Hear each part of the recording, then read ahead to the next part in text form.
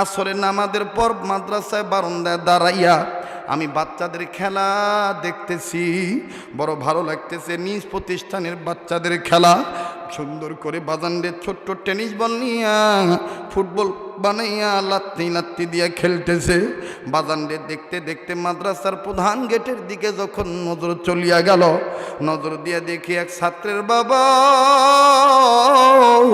কয়েকটা বিস্কিটের প্যাকেট নিয়া, কয়েকটা ফল ফ্রুটের প্যাকেট নিয়া মেন গেটের কাছে দাঁড়ায় রইছে, বেটার সাথে সাক্ষাৎ করবে। বাজানরে বাপ বেটাকে তালাশ করার আগেই বেটা বাপকে দেখে ফেলছে। এইবার বাপ বাপকে দেখার পর খেলা বাদ দিয়া সহপাঠীদেরকে ডাক দিয়া বলে, ভাইরা আমি আর খেলবো না। কেন? ওই যে আমার বাবা আছে, আমি আব্বার কাছে যাব, আব্বার সাথে সাক্ষাৎ করব। এই কথা বলিয়া ছেলেটা নিজের কাপড়ের দুলাবালি জারে।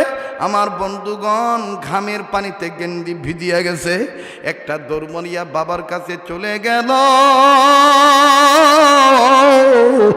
আর বাপ দেখেন কি মায়ার বাপ, ছেলের ঘামের দুর্গন্ধের দিকে তাকাইল না, ছেলের ধুলাবালির দিকে তাকাইল না। ছেলেটা কাছে যে সালাম দিল, বাপ সালামের জবাব দিয়া দিল। জবাবটা দিয়া দুই হাতটা বাড়াইয়া বাপ বেটারে বুকের সাথে জড়াইয়া ধরল। আব্বু বলি আর নাকে মুখে গালে মুখে চুমা দেয় আর বলে, বাবা তুমি কেমন আছো? ছেলেটা বলে, আম্মু কেমন আছে, আপু ভাইয়া কেমন আছে? বাজান বাপ বেটা খুব ভালোই আদর যত্ন, তাদের কথাবার্তা চলতেছে, দৃশ্যটা খুব ভালো লাগতেছে। কিন্তু কয়েক সেকেন্ডের মধ্যে আর একটা করুণ দৃশ্য আমার চোখে ধরা পড়ল। বাজান রে, ওই একই মাদ্রাসার ছাত্র, আমি জানতাম না যে এই ছেলের বাবা নাই, এই ছেলেটা ইতিম।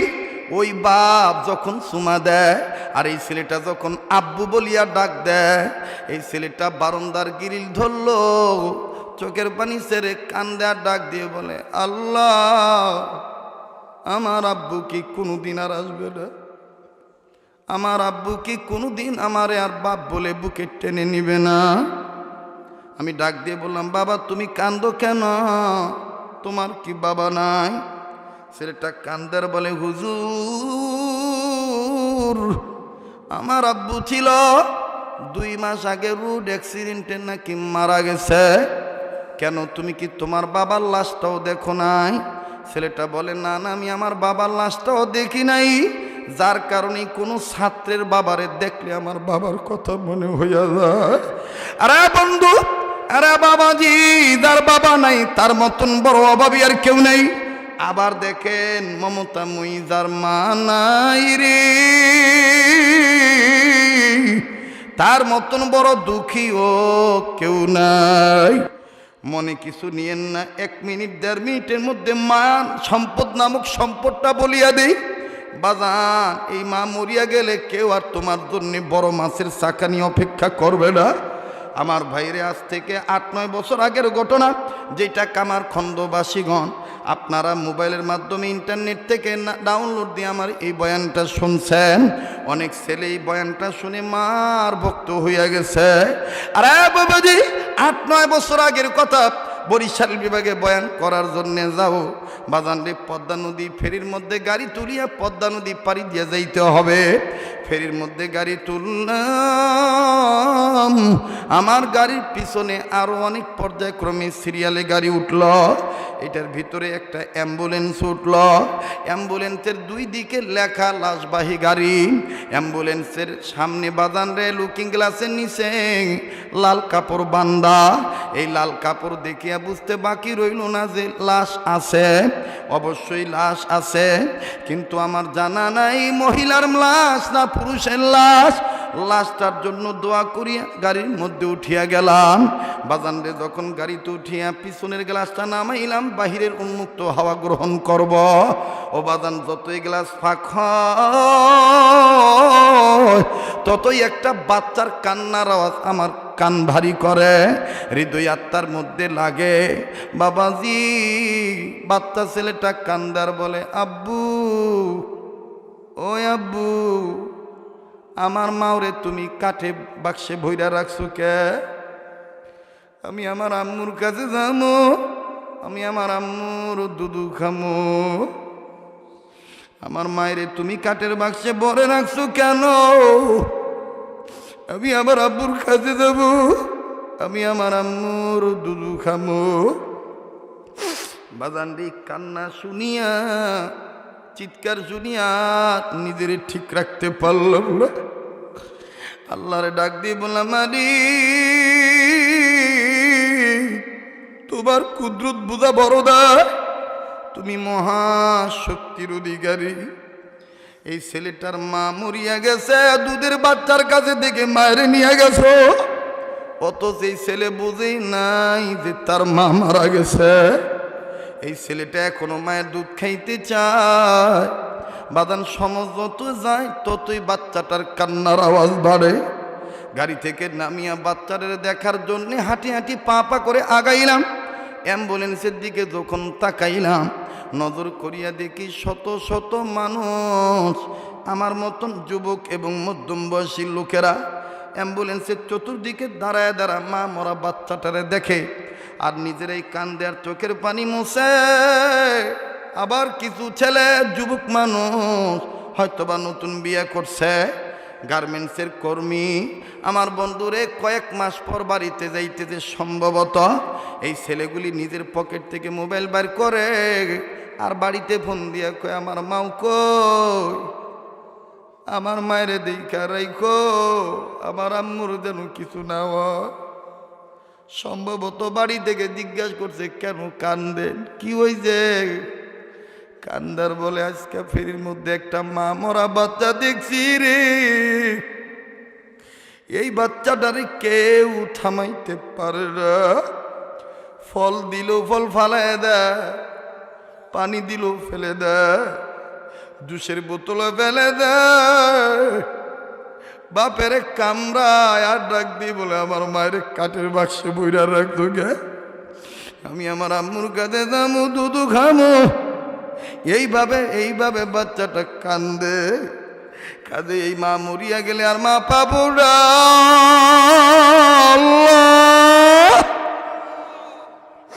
বাজান রে, এই মা কার দুনিয়ায় নাই। আমার ভাইরে, আমি আগাইলাম পরিচিত ফেসবুক হওয়ার কারণে লোকগুলি আমার কাছে যাইতে সহযোগিতা করল। আমি কাছে যাইয়া বাচ্চাটারে দেখি, নজর করিয়া দেখি বাপের কোলে বসিয়া বসিয়া কান্দে। আর বাপটা আমার বন্ধুরে নির্বাক হইয়া ডেলান দিয়া কান্দে। এই বাচ্চার কান্না শুনতে শুনতেই ও বাদান পাশে থেকে আরো দুইটা মেয়ের কান্না। ওই একই অ্যাম্বুলেন্সের ভিতরে এরা হলো 3 ভাই বোন, পিটাপিটি ছোট ছোট ছেলে মেয়ে। দেখেন মেয়েগুলি আরো করুণভাবে কান্দার বলে, মায়ের লাশের বাক্স না রে, আর ডাক দিয়ে বলে, মা গো, মা মরিয়া গেলে কি মেয়েদের সাথে কথা বলতে পারে না? ও আম্মু, তুমি কালকে যে ঘুমাইলা, আমাদের চুল এলোমেলো, তুমি না মানুষের বাড়িতে এলোমেলো চুল নিয়ে গেলে পাগলি বলে পিট্টি দাও? আম্মু গো, আব্বু দাদু বাড়িতে নিয়ে যাইতে যে পাগলি হয়ে যাব, তুমি কি আর চুল বেঁধে দিবা না? ভাইয়া কি আর দুধু খাবে না? বাজান, এই 3টা বাচ্চার কান্না শুনিয়া নিজেরাও ঠিক থাকতে পারতেছি না। বাপ চিৎকার দিয়া বলে, আল্লাহ, আমারে কোন পরীক্ষায় ফালাইলা? এই মা মরা 3টা বাচ্চা নিয়ে কার কাছে যায়? কেমনে বুঝাই এদের মা নাই, কেমনে বুঝাইব এদের মা নাই? আবার যখন এই লোকটা কান্দার বলে, রে বাবা, তোর মা নাই, মরিয়া গেছে। বাচ্চাটাকে আমি আম্মুর কাছে যাবো, দুধু খাবো। ডাক দিয়া বলে, তোর মা নাই, মরিয়া গেছে, আর কোনোদিন তোরে দুধু দিবে না। এই কথা বলা মাত্রই বাচ্চাটার মুখে কয়েকটা দাঁত দেখতে পাইলাম, কসমস করিয়া বাপের কামড় দিয়া ধরছে। এত দূরে কামড় দিল বাবারে, বাদানের চেহারাটা কালো হইয়া গেল। আমার বন্ধুরে নজর করিয়া দেখি জায়গায় জায়গায় খামসির দাগ। আমার ভাইরে, ছেলেটা বাপের নাক মুখের মধ্যে আঙ্গুল ঢুকায় চারা দিছে। এই চারা দেওয়ার ফলে নাক ফেটে রক্ত পড়তেছে। ভালো করে খেয়াল করে দেখলাম কানের নিচে কামড়ের দাগ, রক্ত চামড়া গোস্ত কালো হইয়া গেছে। বাপের জামাটা বিভিন্ন জায়গায় ছিঁড়া, বুঝতে বাকি রইল না যে আরো অনেকবার কামড়াইছে। এইবার ডাক দিয়ে বললাম, ভাই গো, আপনার ছেলে মেয়েদের আচরণে বিরক্ত হইয়েন না, রাগ হইয়েন না, এরা বুঝে নাই যে এদের মা মারা গেছে। এই কথা বলা মাত্রই লোকটা চিল্লাইয়া চিৎকার দিয়া বলে, হুজুর আর কত সহ্য করা যায়। নিজের বাম হাতের কাপড় তুলিয়া আমারে বিভিন্ন সাইড দেখায়, বলে হুজুর এই দেখেন গতকালকে থেকে আমারে কামড়ানো শুরু করছে, যখনই বলি তোর মা নাই তখনই আমার এইভাবে কামড়ায়, মেয়েও কামড়াইছে নো কামড়ায়। হুজুর আর কত সহ্য করা যায় বাদান রে, এমন করুণ অবস্থা।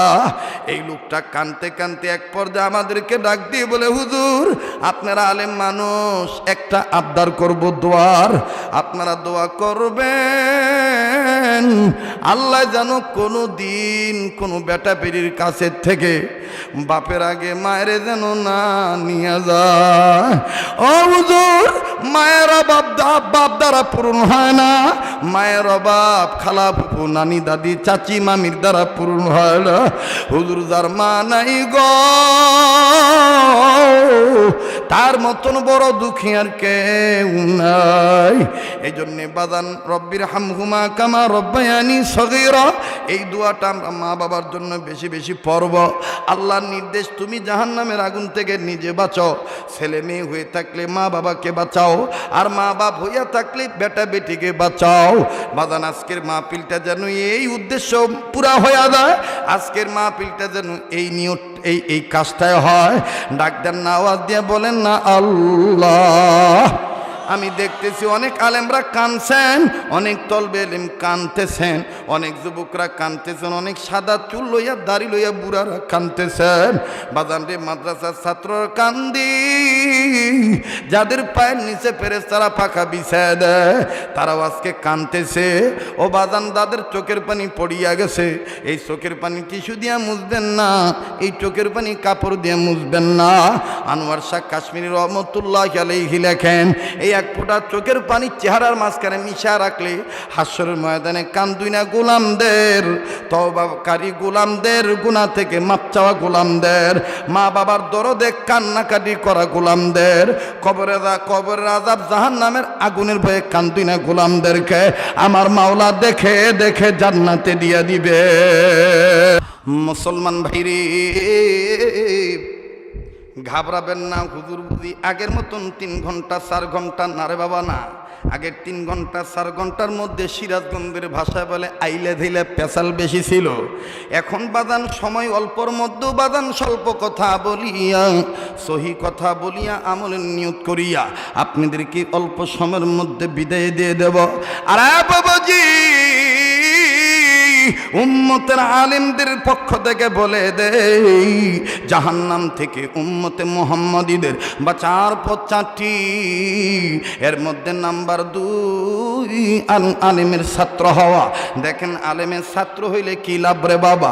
এটা আমার কথা নয়, এটা জগৎ বিখ্যাত তাফসীর কারক, যেই তাফসীরটা পৃথিবীর মধ্যে সবচাইতে বড় তাফসীরের কিতাব, যার নাম তাফসীরে কাবির। এই তাফসীরে কাবিরের মুসান্নিফ ফখরুদ্দিন রাজি রহমাতুল্লাহি আলাইহি লেখেন, আল্লাহর একজন পয়গম্বর আল্লাহর নির্দেশে নিজের কর্ম করার জন্য নিজে যাচ্ছিলেন। আরে বন্ধু, নিজের কর্মের দিকে যখন নিজে যায় গো বাবা, পথিমধ্যে যাওয়ার সময় একটা কবর দেখলেন। এই কবরটার ভিতরে দাউ দাউ করে আগুন জ্বলতেছে, সাপ বিচ্ছু কবরওয়ালাকে কামড়াইতেছে, আগুনের অগ্নি হানলে নিহান শিকা দাউ দাউ করে ফরফর করে উপরের দিকে উঠতেছে। পয়গম্বর বুঝতে পারলেন কঠিন থেকে কঠিনতর আযাব হইতেছে। পয়গম্বর কাউকে কিচ্ছু বললেন না বাবা, নিজেই নিজের কর্মে যখন চলিয়া গেলেন। বাবাজি, আল্লাহর বান্দা আল্লাহর পয়গম্বর নিজের কর্ম যখন করা শেষ হয়ে গেল, আবার যখন ও বন্ধু ওই কর্ম শেষ হওয়ার পরে ওই পথ দিয়ে আসতেছিলেন, ওই পথ দিয়ে যখন রিটার্ন হইতেছে, পয়গম্বর সিদ্ধান্ত নিলেন কবরটা আমি দেখব। একটু আগে যে কবরে আযাব ছিল, এখন দেখি কবরওয়ালা কোন হালতে আছে। এইবার আবার যখন কবর দিকে নজর দিলেন, নজর দিয়ে দেখেন একটু আগে যে কবরে আযাব ছিল, এখন আর কোনো আযাব নাই। কবরওয়ালা জান্নাতের বিছানায় ঘুমায়। পয়গম্বর ডাক দিয়ে বললেন, আল্লাহ, একটু আগে দিয়ে কবরে আযাব ছিল, এখন দেখি কবরে কোনো আযাব নাই। মাবুদ গো, তোমার দরবারে আমি জানবার চাই, এই কবরওয়ালার গুনাহ তুমি কি উসিলায় মাফ করিয়া দিলা? এই কবরওয়ালাকে তুমি কোন কাজের বিনিময়ে মাফ করিয়া দিলা? বাজানো, আমার নাকের মধ্যে আল্লাহর গান আসতেছে। এই ময়দানের মধ্যে আল্লাহর ওলি কে যেন হয়ে বসে আছেন। বাবাজি, কেউ চলিয়া গেলে চলিয়া যাবে, কিছুক্ষণের মধ্যে দেখবেন ময়দান শুদ্ধ কাঁদবে। আমার বন্ধুগণ নিজেও কাঁদবেন না, কান্না আসলে কান্নার ভান ধরবেন। আমার বন্ধুগণ কান্নাকাটি মাবুদের কাছে খুব পছন্দ। আরে বন্ধু, এরে বাবাজি, পয়গম্বর ডাক দিয়ে বললেন, ওগো দয়ার আল্লাহ, এই লোকটাকে তুমি কোন উসিলায় মাফ করিয়া দিলা? আল্লাহ পাক ডাক দিয়ে বলেন, পয়গম্বর তুমি শোনো, এই লোকটা বড় গুনাহগার, গুনাহ করিয়া কবরে আসছে, কিন্তু রে পয়গম্বর, এই কবরওয়ালা একটা সন্তান রেখে আসছে দুনিয়ায়। এই সন্তানটা এতদিন কথা বলা শিখে নাই, ইদানিং কথা বলা শিখছে। কথা বলা শিখার পর এই বাচ্চাটার মা বাফারা ছেলেকে নিয়া নির্ধারিত নির্দিষ্ট স্থানীয় মাদ্রাসা মক্তবে ভর্তি করিয়া দিছে। ওই মক্তবের ছাত্র হইয়া এই বাচ্চাটা জীবনের প্রথম সবক পড়ছে। এই প্রথম সবক পড়তে যাইয়া আমার দুইটা নাম ধইরা ডাক দিছে। আর এই দুইটা নাম ধরে ডাকার পর আমার মায়া লেগে গেছে। আমি আল্লাহ বাচ্চাটার উসিলায় তার বাবাকে মাফ করিয়া জান্নাত দিয়া দিছি। আরো জোরে জোরে বলেন সুবহানাল্লাহ। পয়গম্বর বললেন, আল্লাহ, কি এমন সবক পড়ছে এই বাচ্চাটা? বলেন, আল্লাহ, আল্লাহ, আমি আপনার কাছে জানবার চাই। আল্লাহ বলেন, পয়গম্বর, এই বাচ্চাটা কি সবক পড়ছে? বলছি শোনো। বাজান, আমিও আপনাদেরকে বলছি, শুনবেন।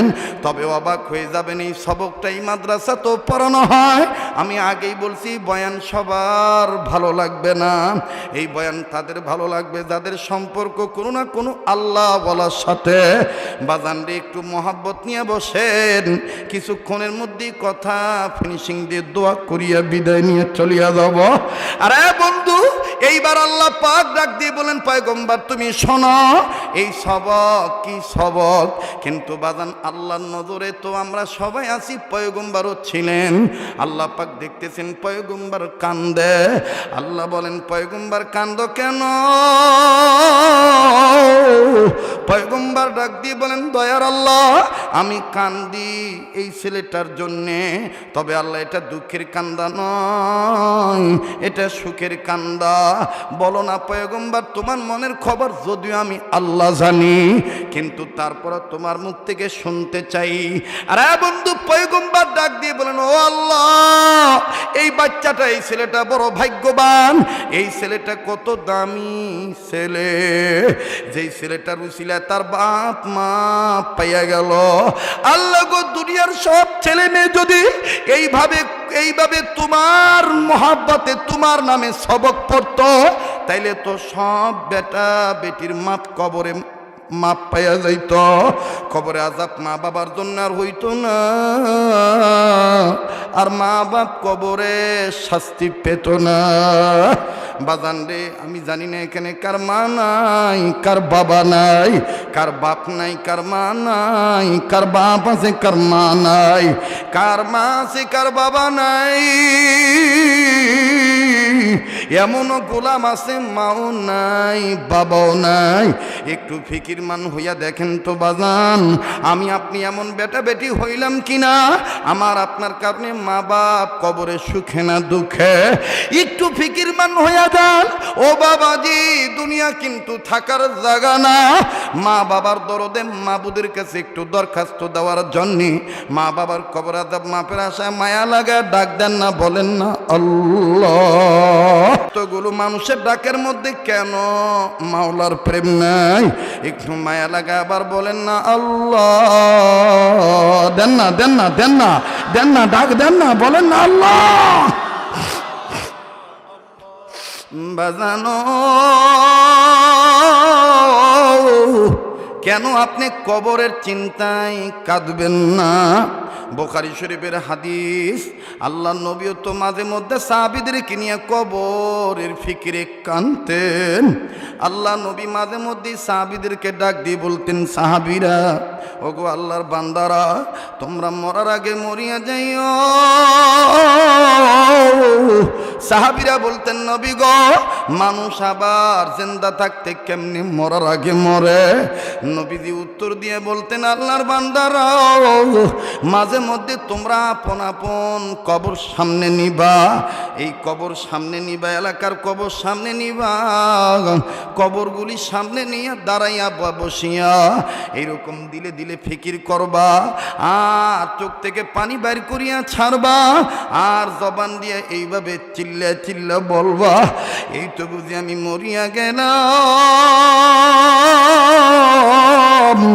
এই তো বুঝি আমার লাশ ঘর থেকে বাইর করিয়া দিল, এই তো বুঝি আমার জন্য জংলার বাস রেডি হইয়া গেল, এই তো বুঝি আমার জন্য গোসলের জন্য পানির সাথে বড়ি পাতা মিশাইল। এ বন্ধু, কার পিছনে জানি মালাকুল মউত দাঁড়ানো, কার জন্য জানি জীবনে শেষ মাহফিল রে বাবা। এখানে শেষ নয়, আমিরুল ওয়াক্ত, কুতুবুল আসার, ইমামুল আসার, কুতুবুল আলম, মুফতি রশিদ আহমদ গঙ্গির জীবনী খুললে পাওয়া যায়। বাদানরে সাবরিয়া তরিকার যারাই আছেন, উদানির সিলসিলার যারাই আছেন, চরমনের সিলসিলায় যারাই আছেন, রসুলপুরি পীর সাহেবের সিলসিলায় যারাই আছেন রে বাবা, আমি আপনাদের কাছে বলি, যেহেতু সব বুজুর্গদেরই মহাব্বতের মানুষ আমি, আমার বন্ধুগণ খাদেম হইয়া বলি,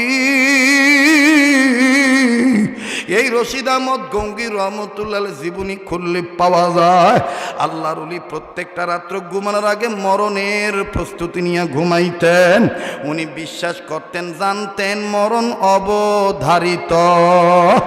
এ বন্ধু, তিনটা কথা মনে রাখলে গুনাহগার হবেন না, গুনাহ করার সাহস পাবেন না। নাম্বার 1, হায়াত সীমিত। নাম্বার 2, রিজিক নির্ধারিত। নাম্বার 3, মরণ অবধারিত। ও বাদান, এই তিনটা কথা স্মরণে থাকলে আপনি আর আল্লাহকে ভুলবেন না। আরে বাবাজি, রশিদ আহমদ গঙ্গি রহমতুল্লাহি আলাইহি প্রত্যেকটা রাত্র ঘুমানোর আগে একটা কাগজের টুকরার মধ্যে চিঠি লিখতেন। ওই চিঠিটা আবার হযরত যেই বালিশে মাথা রেখে ঘুমাইতেন, ওই বালিশের নিচে জমা দিয়া ঘুমাইতেন। বাদান দেখেন চিঠির ভাষা কি ছিল। হযরত এইভাবে চিঠি লিখতেন আর কানতেন, ভাষা এরকম ছিল, মালিক, এই যে আমি ঘুমাবো, না জানি এই ঘুম আমার জীবনের শেষ ঘুম। আল্লাহ, দেন না একটা ডাক, দেন না, বলেন না আল্লাহ। আরে বাবাজি, এই রশিদ আহমদ গঙ্গি রহমতুল্লাহ জীবনী খুললে আরো পাওয়া যায়। আজকে আমার আপনার জাহান্নামের আগুনের বয়ে কান্না নাই, চোখে পানি নাই, অথচ গঙ্গি রহমতুল্লাহ কানতে কানতে অন্ধ হইয়া গেল, চোখের আলো নিবে গেল। কিছু উলামা ইকরাম সামনে দিয়ে বলে, হুজুর, আপনি যেইভাবে কবর আযাবের ভয়ে কান দিয়ে নিজের চোখ অন্ধ বানাইলেন, আপনি কি কোনোদিন নিজের চোখকে কবর আযাব দেখছেন? আল্লাহর ওলি কান্দার ডাক দিয়ে বলে, বাবারে, আমার মাওলা কি আমার আর না দেখাইছে? আমি তো দেখি এই বাঁচার জন্য কান্দি। কবরে যদি কেউ মাপ পাইয়া যায় সে জাহান্নামে যাবে না, আর কবরে যদি কেউ ধরা খাইয়া যায় উপায় থাকবে না। আরে বাবাজি রশিদ আহমদ গঙ্গুহি রহমতুল্লাহ আলাইহির মুরিদানরা ডাক দি বলে, হযরত আপনি কোন দিন কেমন করে কবর আযাব দেখলেন? আপনি আমাদেরকে একটু শুনাইতেন, আমাদের ইবরত হাসিল হয়ে যাইত হুজুর, আমল দুরুস্ত হইত। খুব খেয়াল করেন বাবা, কেউ চলিয়া গেলে চলিয়া যাইতে দিবেন, খবরদার কেউ কারো দিকে তাকাইবেন না। আমার বন্ধুরে নিজেরা নিজেদের ইসলার জন্য বয়ান শুনি, বন্ধুরে জীবনের শেষ বয়ান মনে করিয়া শুনি। এ বাবাজি রশিদ আহমদ গঙ্গুহি রহমাতুল্লাহ আলাইহি বলেন, শোনো আমি তো প্রায় কবর জিয়ারত করি, কেননা নবী বলছেন যারা কবর জিয়ারত করবে, কবর জিয়ারত করার মাধ্যমে রিজিক বাড়বে, কবর জিয়ারত করার মাধ্যমে চেহারার নূর বাড়বে, কবর জিয়ারত করার মাধ্যমে চোখে পানি পড়বে, কবর জিয়ারত করার মাধ্যমে আখিরাতের কথা স্মরণ থাকবে, কবর জিয়ারত করার মাধ্যমে কবরে যাওয়ার প্রস্তুতি নেওয়া হবে। এই নিয়তে আমি কবর জিয়ারত করি। আমি এই কবর জিয়ারত করি, একদিনের একটা ঘটনা, একটা কবর সামনে নিয়ে যখন জিয়ারতের উদ্দেশ্যে দাঁড়াইলাম, চক্ষুটা বন্ধ করিয়া যখন সূরা কেরাত পড়ি, ওই কবরের ভিতর থেকে আমার গায়ে কেমন জানি গরম বাতাস লাগলো। এই গরম বাতাস লাগার পর আমি ঘামিয়া গেলাম, আমি অস্থির হইয়া গেলাম। এই অস্থিরতা আমি কাউকে বুঝতে দিলাম না। আমি আমার আল্লাহকে ডাক দিয়ে বললাম, আল্লাহ নিঃসন্দেহটা কবরের আযাবের গরম বাতাস, মাবুদ গো তুমি যদি আমার বাতিনি চোখ খুলিয়া দিতা, আমি দেখতাম এই কবরওয়ালা কোন হালতে আছে গো। আল্লাহ, আল্লাহু আকবার। আল্লাহ পাক আমার বাতিনি চোখ খুলিয়া দিল। আমি আমার বাতিনি চোখ দিয়া কবরটার দিকে নজর দিলাম, নজর দিয়ে দেখি কবর আর কবর নাই, পুরাটা কবরের ভিতরে খালি সাপ আর সাপ। এই সাপগুলি কবরওয়ালাকে এমনভাবে দংশন করতেছে, লোকটার খুব কষ্ট হচ্ছে। আমি নজর করিয়া দেখি বান্দাটার নাকের ফুটা দুইটা, এক নাকের ফাঁকা দিয়া সাপ মাথা ঢুকিয়ে দিল, ঢুকিয়া গেল। আর এক নাকের ফুটা দিয়া সাপ বান্দাটার মাথার মগজ মুখে করে ছিনিয়ে নিয়ে বাহির হইল। আর সাপগুলি এইভাবে পেঁচা পেঁচা লোকটাকে ধরলো, তামাম শরীরের আড্ডিগুলি কটমট করিয়া ভাঙ্গিয়া যায়, আর তামাম রক্তগুলি নাক মুখ দিয়া গল গল কইরা পড়ে। লোকটা চিল্লিয়া কান্দার বলে, মালিক আগে যদি জানতাম কবরই হলো বান্দা বান্দীদের জন্য জান্নাত জাহান্নাম, মাবুদরে গুনাহ করিয়া কবরে আসতাম না। ও আল্লাহ বুঝি নাই দুনিয়ায় কি আমার কেউ নাই, আমার বংশের কি কোনো ছেলে মেয়ে নাই? বাজানরে দেখেন আমার আল্লাহ কত দয়ার আল্লাহ। আল্লাহ বলেন, আমানু আনফুসাকুম ওয়া আহলিকুম, নিজে বাঁচাও, নিজের অধীনে যারা আছে তাদেরকেও বাঁচাও। এই লোকটা কান্দার ডাক দিয়ে বলে, আল্লাহ আমার বংশের কি কেউ নাই? মুসলমান লম্বার করি না। হযরত বলেন যে কবরের আযাব সত্য, কবরের আযাব সত্য, কথা বলেন ঠিক না ব্যাঠিক? এইবার পয়গম্বর কান্দার ডাক দিয়ে বলে, ওগো দয়ার আল্লাহ এই ছেলেটা কত বড় ভাগ্যবান, এই ছেলেটার উসিলায় তুমি তার বাবা মাকে মাফ করিয়া দিছো। বাজানরে দেখেন আমার আপনার বাপ মার দরদে দরদি হইয়া এক ফোঁটা চোখের পানি আসে কিনা? কেন আমি আপনি বাপ মার জন্যে কাঁদবো না? দুনিয়ায় যার বাবা নাই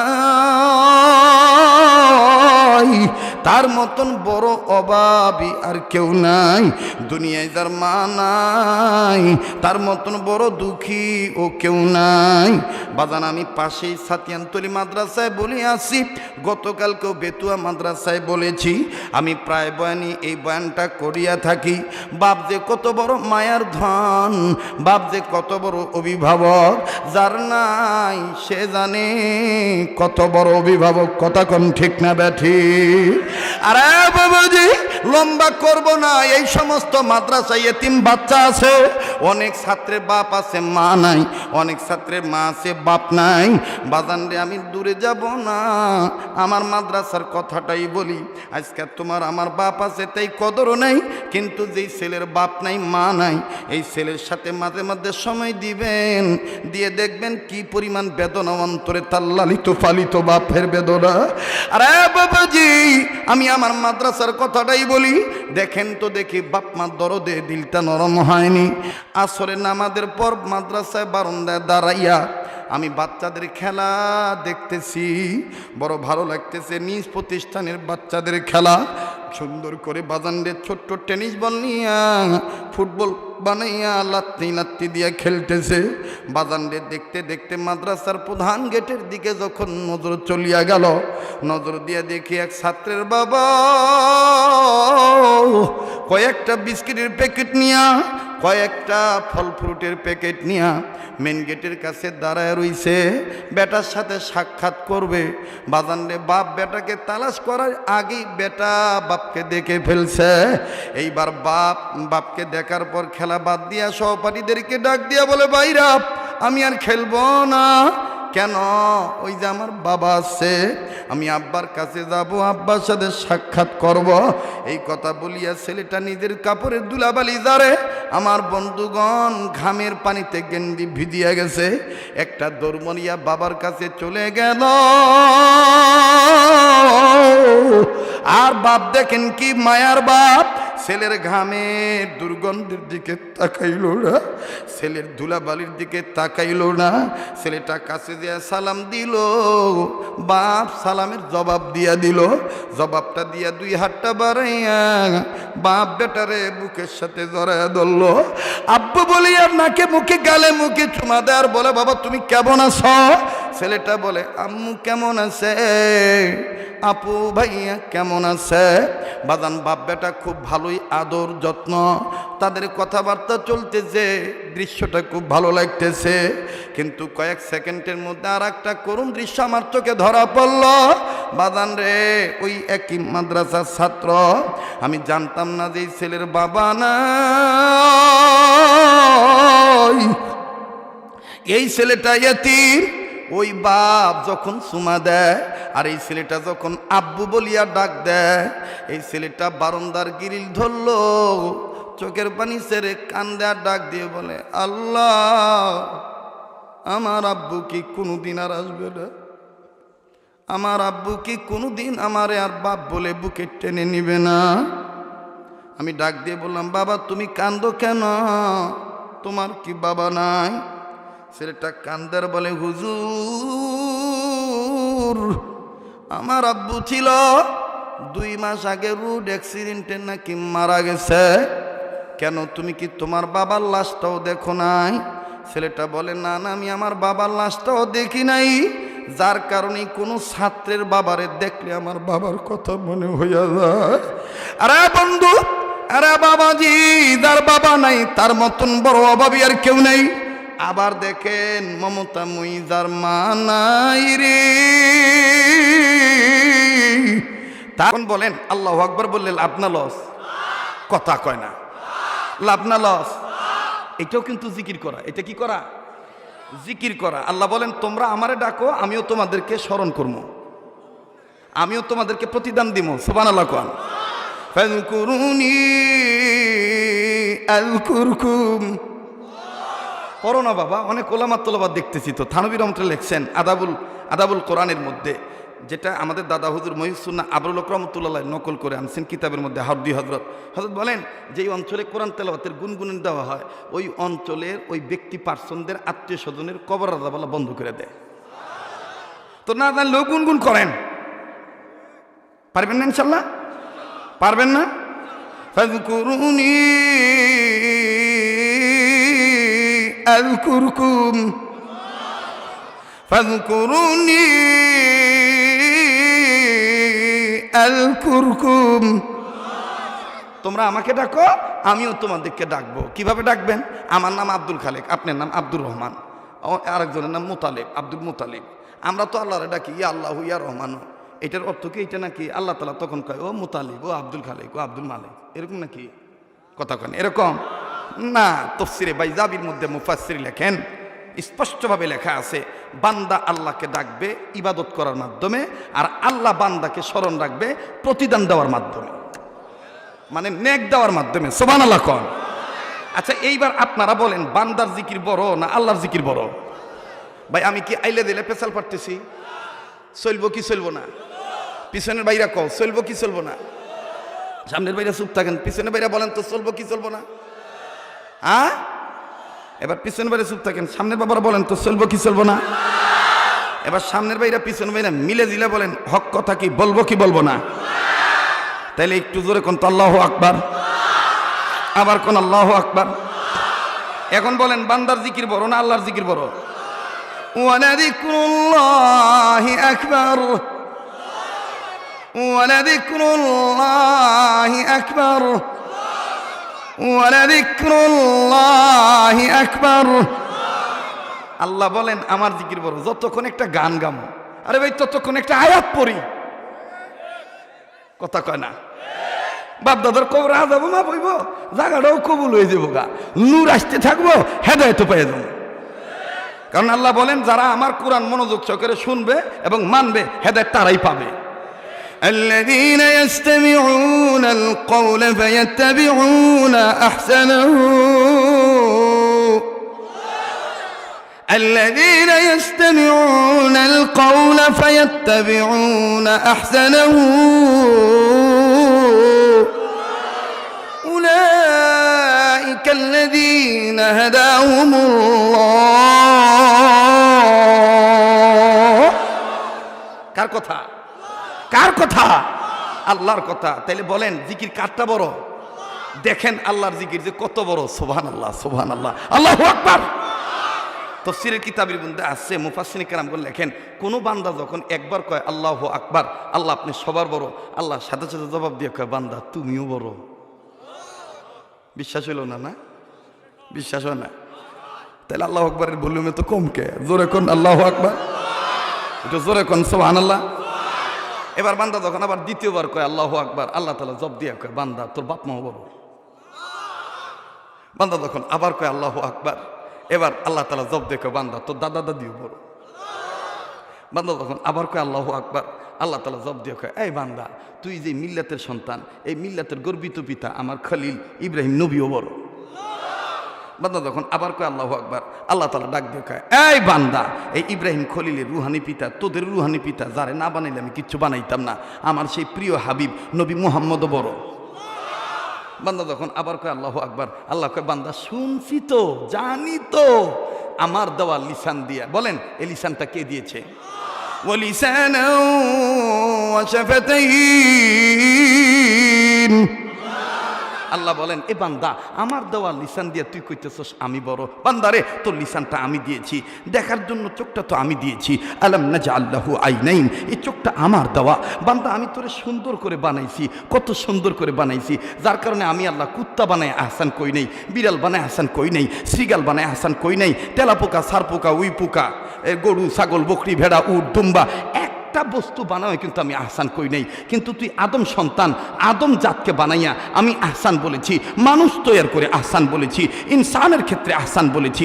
আল্লাহ বলেন লাকাদ খালাকনাল ইনসানা ফি আহসানি তাকওয়িম, আমি রব্বে করিম তোকে সুসমণ্ডিত, সুশ্রী, বিউটিফুল, ওয়ান্ডারফুল, সুপার, দারুণ করে আমি আল্লাহ বানাইলাম। কিন্তু বান্দা তুই আমারে চিনলি না, তুই এখন অনেক জোরে জোরে চিল্লা চিল্লা কথা কস। বান্দা শোন শোন শোন, এটার কারিগরও কিন্তু আমি আল্লাহ। ও বান্দা এই সব সৃষ্টির স্রষ্টা আমি। তোর হাতের জায়গায় হাত, পায়ের জায়গায় পা, নাকের জায়গায় নাক, চোখের জায়গায় চোখ, মুখের জায়গায় মুখ, জোরে কথা কওয়া, সেই শক্তি দেওয়া, এই সব কারিগর আমি। আল্লাযী খলাকাকা ফাসাওয়াকা ফাআদালাক, এই সব সৃষ্টির স্রষ্টা আমি। কিন্তু বান্দারে তুই এখন জোরে কথা কস, তুই ভুলে গেছিস বান্দা, আবার তোর এমন একটা সময় আসবে তোর যৌবনে ভাটা পড়বে, বয়সে ভাটি পড়ে যাবে, তুই ইচ্ছা থাকলেও জোরে কথা বলতে পারবি না, ইচ্ছা করে বলবি কথা জোরে, কিন্তু আওয়াজ তোর জোর হবে না, তোর সাউন্ডটা ডাউন হয়ে যাবে, আপ থেকে ডাউনে নেমে যাবে। ইচ্ছা করলেও তুই জোরে চিৎকার দিয়ে কথা বলতে পারবি না, সেদিনের জোরটাও কিন্তু আমি আল্লাহ কমায় দেব। সুম্মা রাদাদনাহু আসফালা সাফিলিন, সেদিনের আওয়াজটা কিন্তু আমি আল্লাহ কমিয়ে দেব। এই বান্দা তুই কেমনে আমারে ভুলে গেলি রে? এখন হাত পাইছিস, চোখ পাইছিস, কণ্ঠ পাইছিস, চেহারা সুন্দর হয়েছে তোর, এটাও তো আমি তৈরি করেছি। ফি আইয়ি সূরাতিন মা শাআ রাক্কাবাক, এটাও তো আমার দেওয়া। বান্দা তুই কেন অতীতকে ভুলে গেলি? বান্দা এমন একটা সময় তোর ছিল, হাল আতা আলাল ইনসানি হাইনুম মিনাদ দাহরি লাম ইয়াকুন শাইআম মাযকুরা, উল্লেখযোগ্য কোনো বস্তুই তুই ছিলি না। আমি তোকে সব জায়গায় সেটিং ফিটিং করেছি, সিটিং ফিটিং করেছি, সব জায়গায় সেটিং ফিটিং করলাম, তোকে গুড ম্যান বানায় দিলাম, কিন্তু তুই আমাকে চিনলি না। বান্দা বান্দারে বানাইলাম আমি, কিন্তু নিমুখ হারামগিরি করস আমার সাথে। ইন্নাল ইনসানা লিরাব্বিহি লাকানুদ, সবচাইতে বড় নিমুখ হারাম তুই। ইয়া আইয়ুহাল ইনসানু মা গাররাকা বিরাব্বিকাল কারীম, এই ইনসান আমি রবের পথ ভোলা তোকে কিসে করে দিল রে? আমার পথ থেকে কে তোকে প্রতারক বানাইলো? প্রতারিত কে করলো রে? বান্দা আমি জানি তুই গুনাহ করতে করতে হয়েছিস গুনাহগার, আর আমার নাম যত আছে একটা নাম আছে গফফার। এই গফফার নাম নিয়ে আমি তোকে ডাকছি, আয় বান্দা ফাফিরু ইলাল্লাহ, আয় বান্দা তুই আয় আমার দিকে ফিরে আয়। সাবিকু ইলা মাগফিরাতিম মির রাব্বিকুম, তোর মাও বান্দা প্রতিযোগিতার মাধ্যমে আমি রবের কাছ থেকে গুনাহ মাপ নেওয়ার জন্য দৌড়াও। বান্দা আমি জানি তুমি আমার পথের প্রতীক হইতে চাইলেই মানুষ তোমাকে টিটকারি করবে, ইনসান করবে, কটূক্তি করবে, নানান বাহানা তোমাকে দেখাবে। অতীতে এত গুনাহ করেছিস, এত পাপী ছিলি, ভণ্ড ছিলি, এখন তুই ওলি আল্লাহর দরবারে যাচ্ছিস, এই আল্লাহ কি তোকে মাফ করবে রে? বান্দা আমি তোকে বানাইছি জাহান্নামে দেওয়ার জন্য নয়। আমি আল্লাহ তোকে বলছি বান্দা লা তাকুনাতু মির রাহমাতিল্লাহ, আমার দরবার নিরাশ হওয়ার দরবার না। তুই আমার পথে এসে আমাকে ডাক দে, আমি তোর ডাকে সাড়া দেব। উদউনি আস্তাজিব লাকুম, আমি তোর ডাকে সাড়া দেব। তোর কিছু চাওয়া পাওয়া থাকলে তুই আমার কাছে চা। মাজারে যাইয়া পীরের পায়ে সেজদা দিয়া আমার তৈয়ার করা খামিরার মধ্যে জাহান্নামের আগুন লাগাইস না।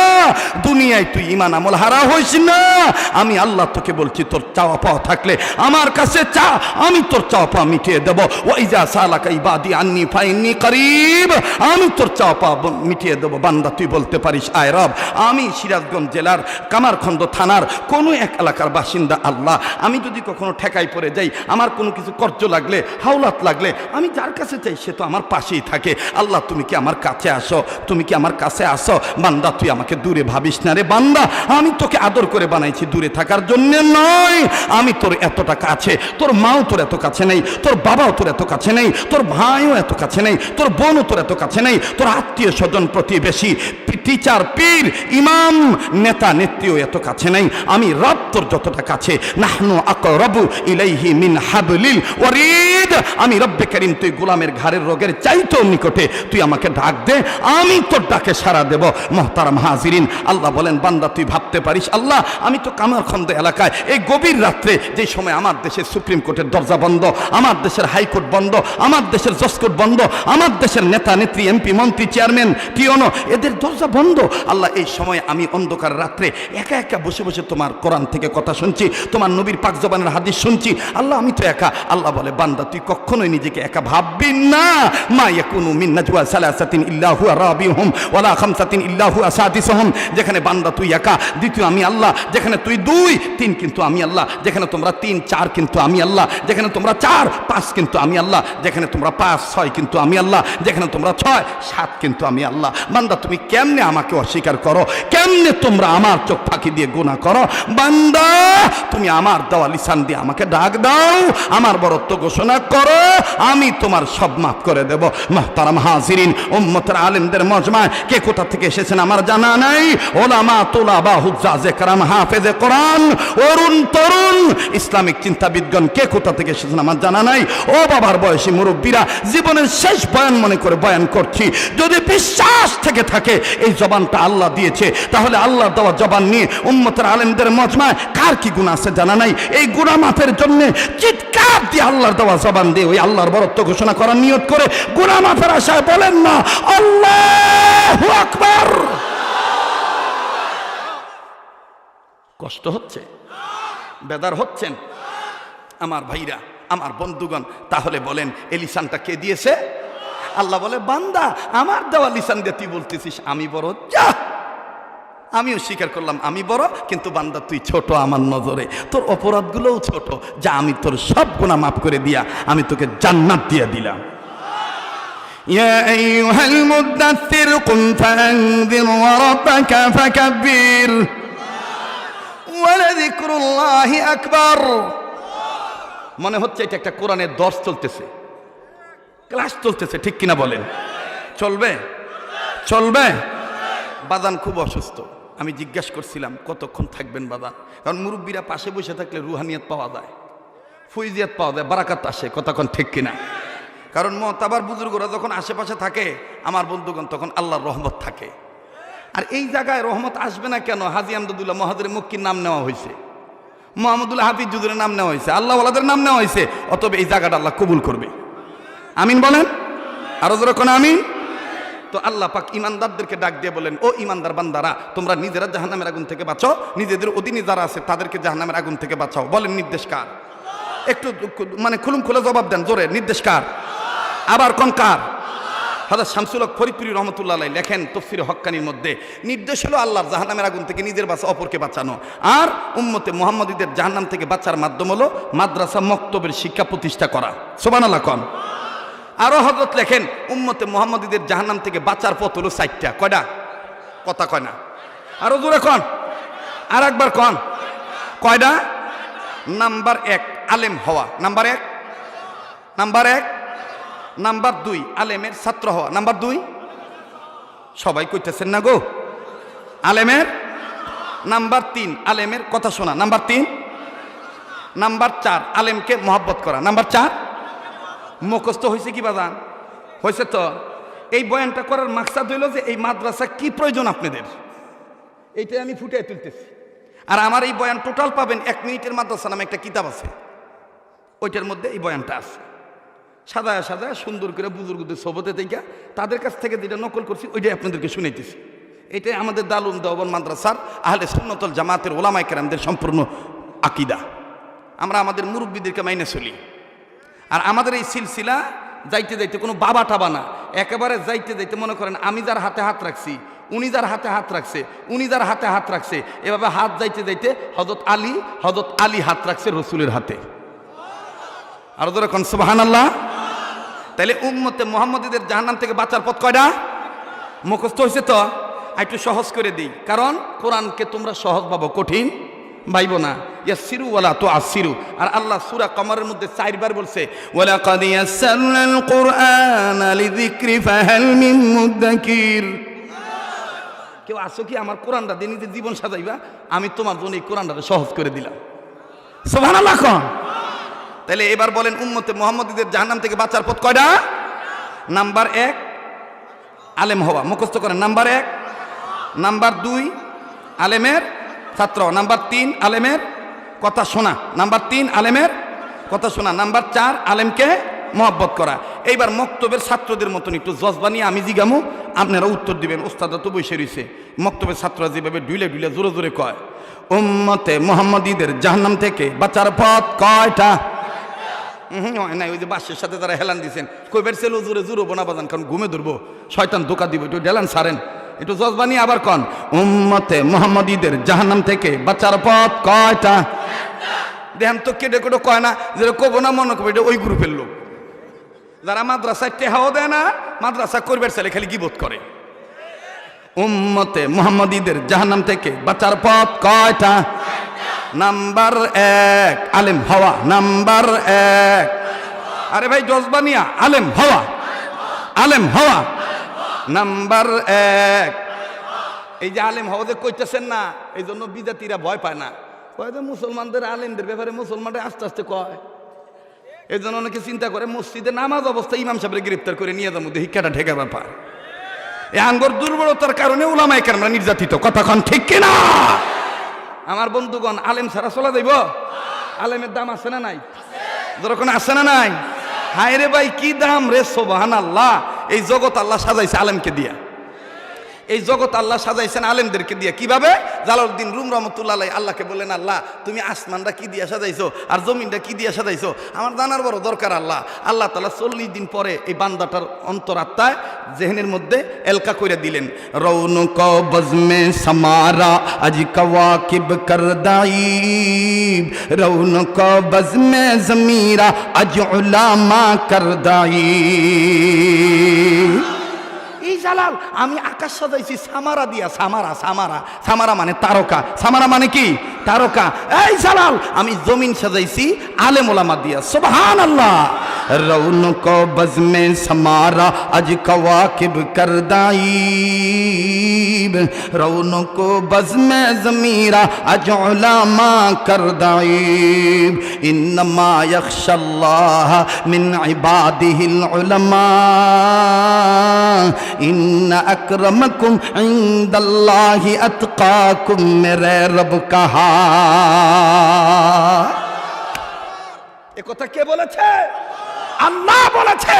আমরা বলতে চাই আলেমদেরকে নিষ্পেষ করে শেষ করে দিয়ে মাদ্রাসা বন্ধ করে দিবেন, মসজিদে তালা লাগাবেন, কোশ্চিন কালো এই স্বপ্ন বাস্তবায়ন হবে না, হবে না, হবে না। ঠিক কিনা বলেন? তাহলে উম্মতে মুহাম্মাদীদের জাহান্নাম থেকে বাঁচার পথ কয়টা? আওয়াজ কমে গেল কিন্তু।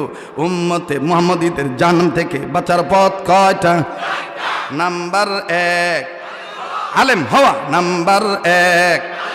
আরে মাদ্রাসা ছাত্র আছো তোমরা বলো না। নাম্বার 1। নাম্বার 2 আলেমের ছাত্র হওয়া, নাম্বার 2। নাম্বার 3 আলেমের কথা শোনা, নাম্বার 3। নাম্বার 4 আলেমকে মহব্বত করা, নাম্বার 4। এই পথ, এই 4 পথের প্রতীক হবে যারা, কবরে হাসরে মিজানে সিরাতে খাবে না ধরা।